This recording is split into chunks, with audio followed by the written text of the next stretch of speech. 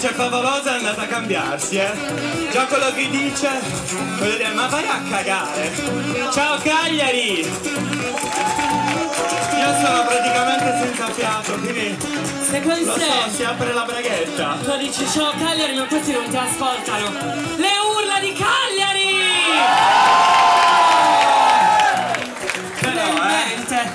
Che Cagliari urla. Allora, posso dire una cosa? Noi abbiamo le bandierine della Sardegna, perché stasera siamo qui per il finanziamento del Carro Sardo per l'Europride, il carro della Sardegna per la prima volta.